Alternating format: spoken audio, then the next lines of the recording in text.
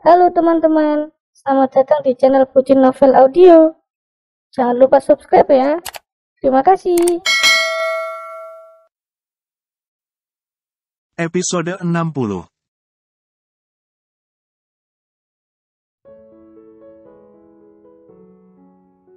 Masalahnya kalau dihadapkan dengan janda bohei, otak saya langsung oleng, ucap Pak Haji, tapi dalam sekejap, Septi berhasil membuatnya balik badan. Ya ampun, Sep, masa iya kamu kuat angkat tubuh saya? Lah ngapain tadi kamu enggak banting saja si Fajarnya buat jadi kenangan tak terlupakan. Pak Haji hendak menoleh, tapi Septi menahannya dengan dalih, agar Pak Haji tidak oleng lagi hanya karena melihat Ibu Fatimah. Terus gimana, Pak Gede? Yang serius, dong, rengek Septi. Sambil terus mengunggungi Septi dan Ibu Fatimah, Pak Haji berkata, ya sudah, memangnya apalagi yang mau dipermasalahkan, malahan harusnya kamu merasa bersyukur karena ini terjadi sebelum kalian nikah. Andai kalau kejadiannya setelah nikah, yang ada kamu jadi sapi perah dan dia tinggal malasan di rumah. Yang penting sekarang kamu tetap fokus usaha saja. Jadikan pengkhianatan si Fajar ini sebagai pelajaran, sebagai cambuk buat kamu makin sukses agar saat sukses nanti, kamu bisa dadah ke dia sambil minta maaf karena di masa lalu, kamu enggak sekeren di masa depan. Hahaha, jadi besok sebelum puasa, kita adain syukuran putusnya kamu sama Fajar. Nanti saya pesenin tumpeng ke Arum. Kita makan di sana sambil karaokean. Pak Haji mengakhiri nasihatnya dengan menyanyikan lagu Rungkat. Namun hanya karena Ibu Fatimah berdeham, musafir cinta pemuja janda itu langsung kembali bersikap maskulin sambil sesekali berdeham. Terus, apalagi yang ingin kamu tanyakan? Lanjut Pak Haji kali ini refleks balik badan, membuat matanya lagi menuju kedua mata Ibu Fatimah. Masya Allah, Ibu Fatimah. Walaupun wajah kamu sangat berminyak karena kamu harus menjalani hidup ini dengan kepedihan menjadi tukang gorengan, jauh di lubuk hati saya tetap ada cinta untuk nama Anda. Menyaksikan itu, Septi langsung mendengkus, Pak Gede kebiasaan. Aku colok nanti matanya biar enggak bisa lihat janda. Ya Allah, Sep, jangan karena kamu lagi patah hati, yang lain enggak boleh jatuh cinta.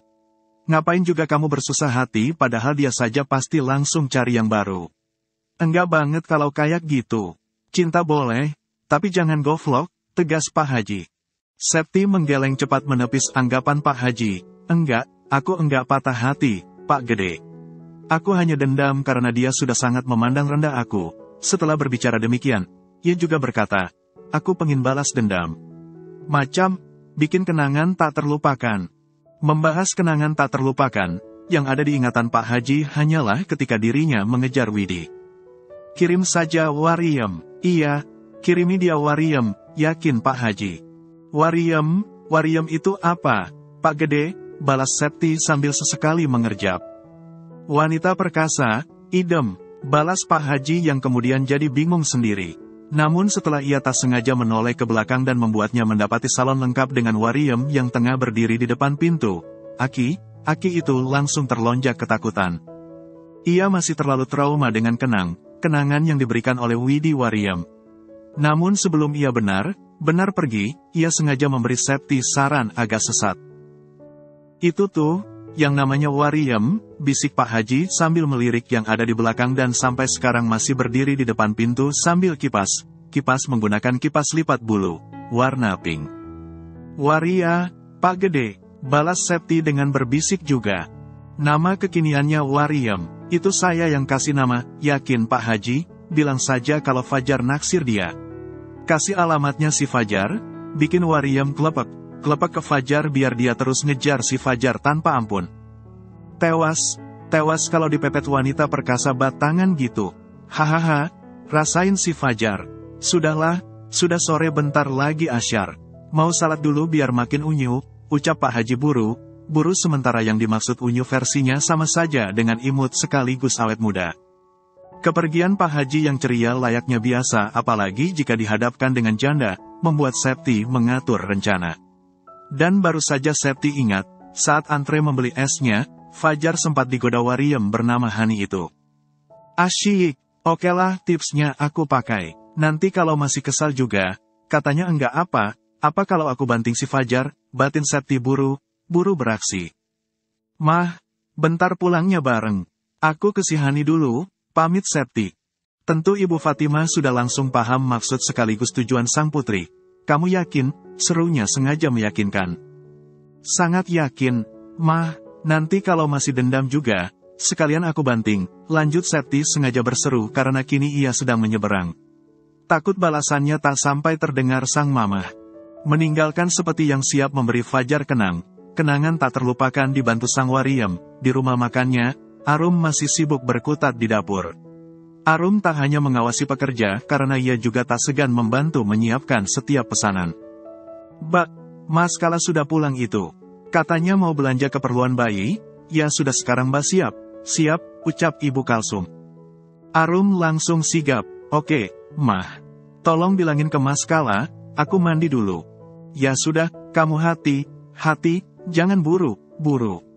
Walau sudah sampai berucap demikian, Ibu Kalsum tetap merasa ada yang kurang jika dirinya tidak langsung memantau, menyaksikan sang menantu yang perutnya sudah sangat besar, secara langsung. Ayo, takutnya lantainya juga licin. Ibu Kalsum sampai menggandeng Arum. Ia masih trauma dengan Bilqis yang dulu meninggal saat hamil.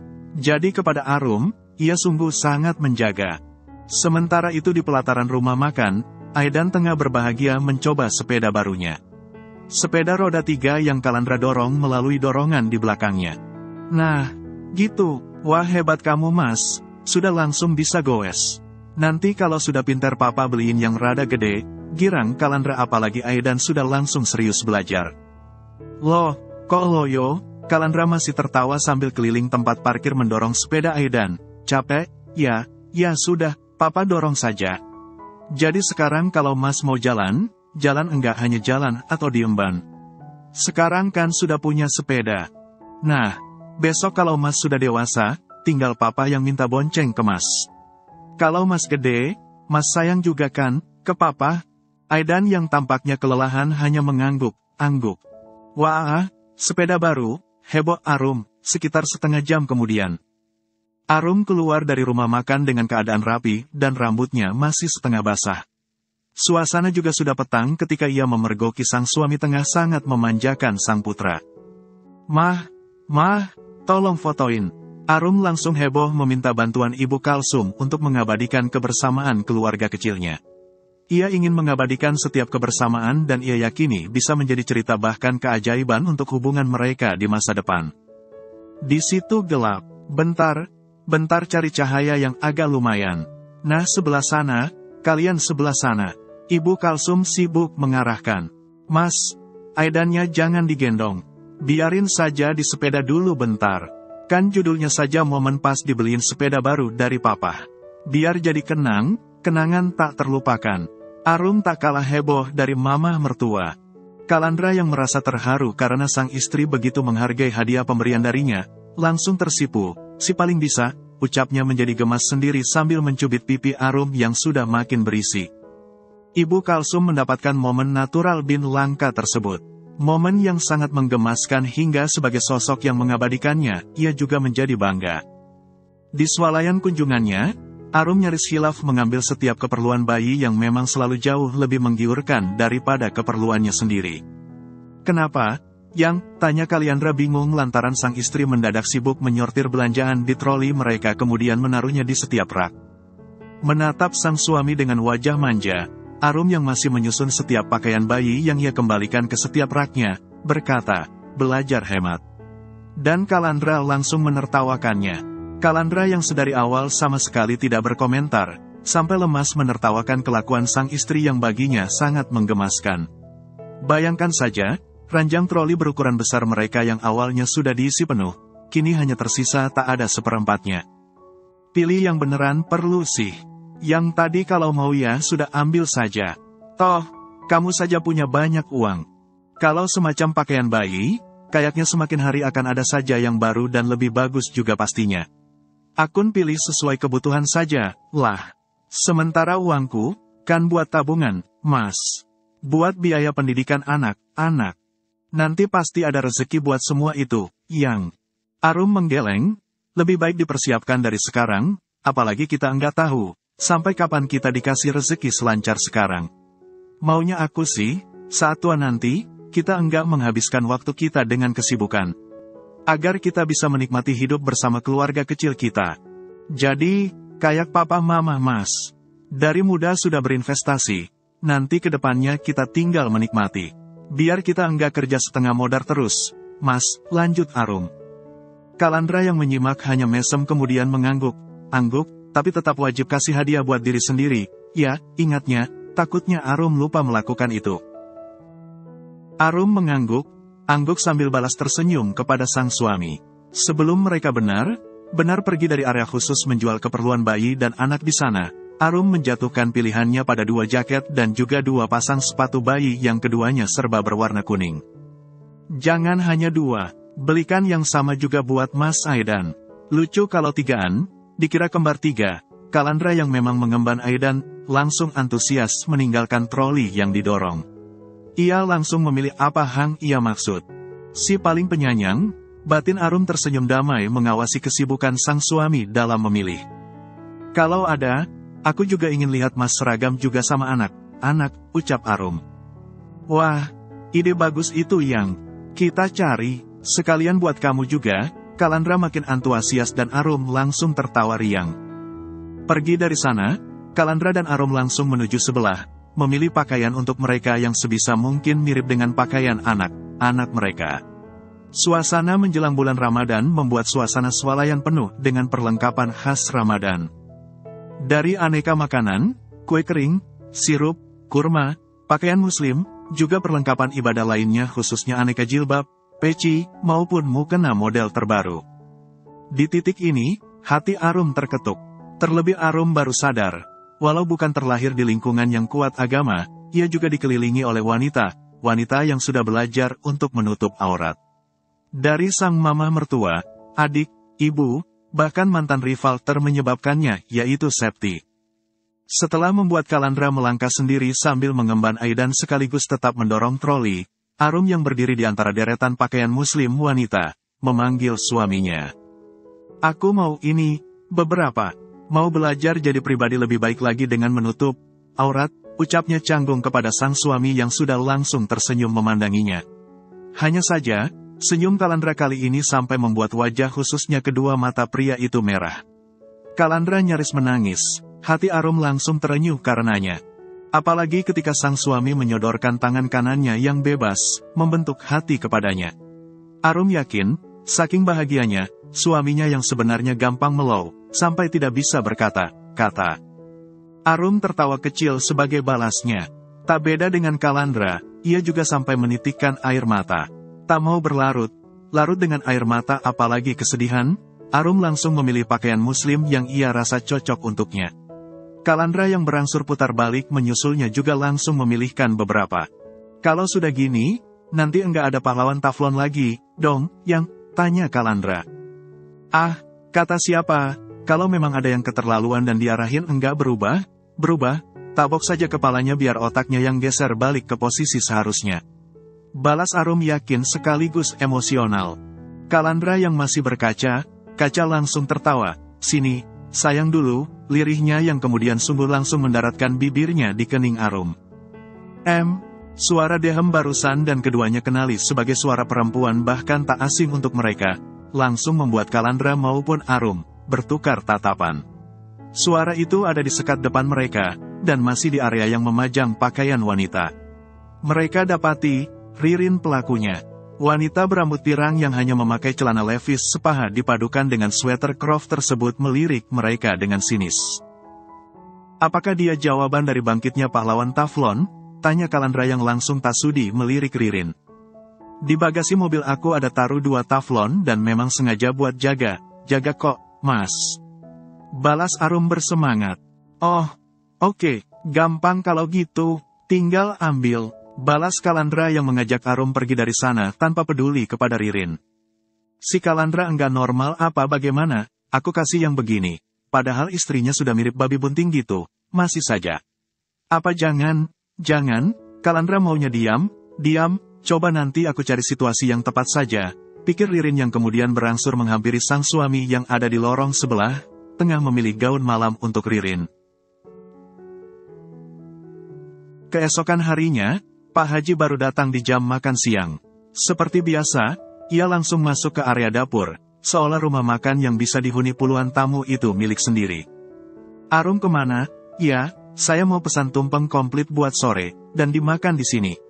Acaranya di lantai atas, di ruang biasa, ucap Pak Haji yang memang berniat merayakan batalnya rencana pernikahan Septi dengan Fajar. Kasir yang diajak bicara oleh Pak Haji langsung mesem.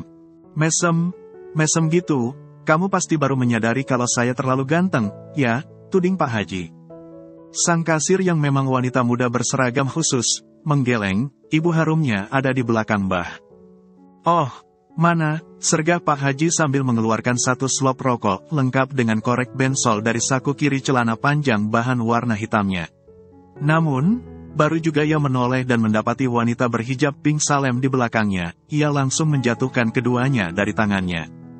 Masya Allah, ini ada janda baru. Uhti janda, kan, ucap Pak Haji yang sudah langsung kacau, terpesona pada wanita berhijab yang dimaksud, padahal itu Arum dengan penampilan barunya. Janda lagi, Simbah ini, isi kepalanya cuma janda, tegur Ibu Kalsum mengomel. Ih, Ibu DPR, asal Ibu tahu, ini otak saya saja bentuknya J, saking seriusnya saya jadi pengabdi janda. Buru Pak Haji membuka kancing kemeja lengan panjang bagian dadanya, di sana berupa kaos putih bersablon huruf J, celana dalamnya pun masih J. Hei, jangan dilanjut, ambil taflonmu, Mbak, tabok kepala nih Aki biar otaknya enggak J lagi, omel Ibu Kalsum. Pak Haji tidak mempermasalahkan omelan Ibu Kalsum karena walau mereka kerap cekcok, pada kenyataannya mereka itu sudah jadi besti. Yang ia masalahkan, wanita berhijab yang ia kira janda baru malah. Ini istrinya Kalandra, Bah. Arum, lihat, perutku saja masih gede. Masa ia dikira janda juga? Jelas Arum memang agak mengomel. Padahal jaraknya dari Pak Haji tak ada 2 meter, tapi masa ia pria itu pangling dan sampai tidak mengenalinya. Bukannya merespons, Pak Haji malah berakhir duduk terkapar di lantai dengan kedua tangan memegangi dada. Nah, ini langsung bawain keranda saja buat angkut. Enggak usah dimandiin apalagi dikafanin, bungkus saja pakai kantong kresek hitam yang gede, semprot Ibu Kalsum. Di hadapannya, Pak Haji langsung tertawa lemas sambil tetap menggunakan kedua tangannya untuk memegangi dada.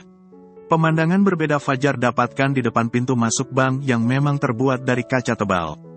Kare khusus hari ini, di sana tak hanya dipadati oleh kesibukan lalu lalang pengunjung bank. Di sana ada Wariem yang sempat menggodanya saat antre es gepluk cap gajah duduk milik Septi. Yang paling mencolok, si Wariem yang sesekali kipas memakai kipas lipat bulu warna pink, juga sibuk mengajaknya bermain mata bertabur senyuman. Seolah, mereka memiliki hubungan spesial macam cinta. Stres tuh Bancai, batin Fajar yang bergegas merapikan semua pekerjaan di mejanya. Satpam yang biasa jaga di depan pintu mendadak menghampiri Fajar. Mohon izin, Pak Fajar, ucapnya sangat santun. Fajar yang sedang merapikan pengajuan tabungan dan baru akan ia lanjutkan selepas istirahat nanti, berangsur menengadah, iya, ada apa Pak Iman? Itu, ada yang nunggu, yang pakai kipas bulu, warna pink, lanjut Pak Iman sang satpam. Kedua mata Fajar refleks memastikan ke depan. Kipas bulu warna pink, tentu tak ada yang lain selain Wariem yang sedari tadi mengajaknya bermain mata dan terbilang nakal. Yang benar saja, apaan itu, usir Pak Iman. Jangan ngadi deh, lihat, saya sampai merinding. Fajar refleks mengomel. Pak Fajar, saya beneran enggak berani kalau harus lawan yang begituan. Coba deh tolong Pak Fajar keluar bentar, temui dan ajak ngobrol baik-baik. Soalnya dari tadi, dia yang ngakunya bernama Hani alias si Madu, bapak sama yang bersangkutan, cinlok di warung es gepluk cap gajah duduk.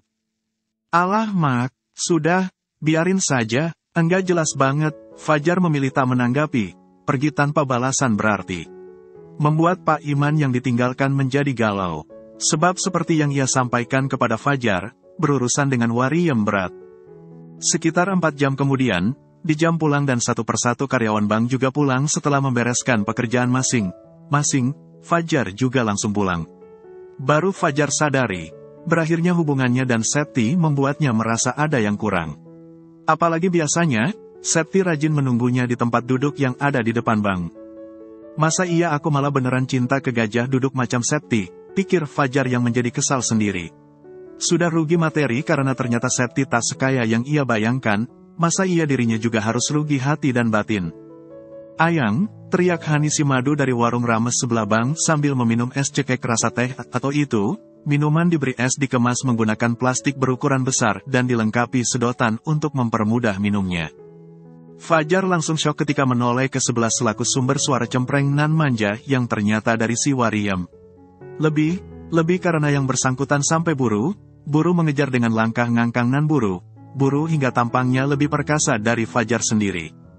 Saking panik karena takutnya, kedua tangan Fajar gagal menambah kecepatan laju motonya. Membuat Hani si Madu yang memang perkasa, dengan sangat mudah lompat membonceng menyamping. Paling geli, kedua tangan yang jemarinya dipoles kuteks pink itu langsung mendekap erat pinggang Fajar. Ketika Fajar merasa sangat ngeri dan sampai panas dingin, tidak dengan mereka yang menyaksikan dan memang langsung terpingkal tanpa peduli apa yang mereka lakukan terbilang jahat kepada Fajar.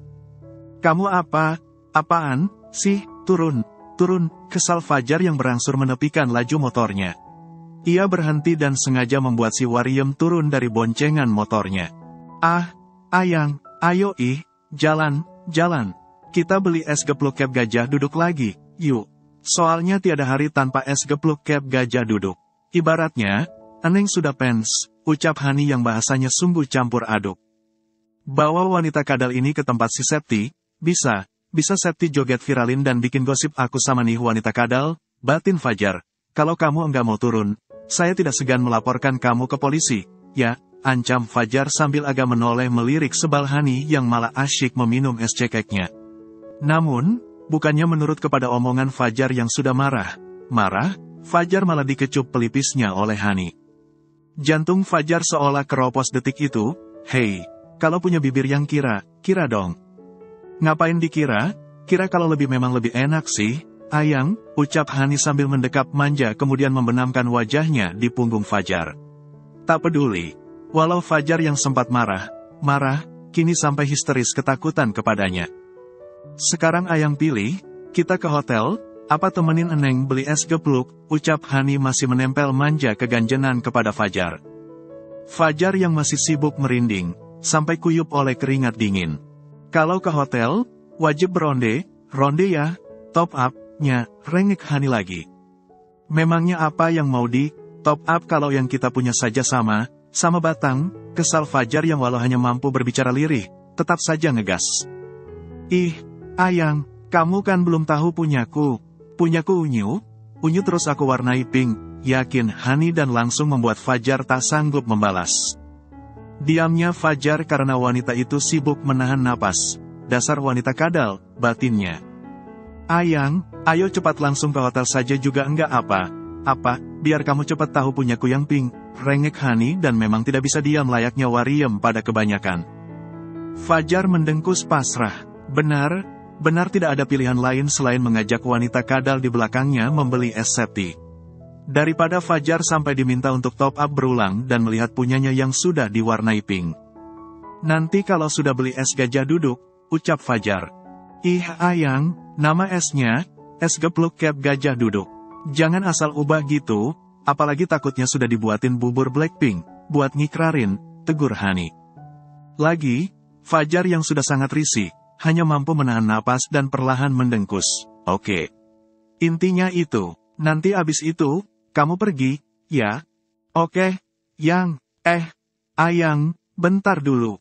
Aku duduknya ganti hadap belakang biar lebih Fajar langsung panik karena si Hani memang langsung duduk ngangkang menghadap ke belakang. Untung walau memakai rok Levi's sepapas, Hani yang mengaku mirip Jennie Blackpink, sampai memakai stocking pink. Kalau tidak, bisa kalian sendiri. Mungkin punyanya yang sudah diwarnai pink akan kemana? Mana sampai ke rumah tetangga. Bersambung dulu ya teman-teman.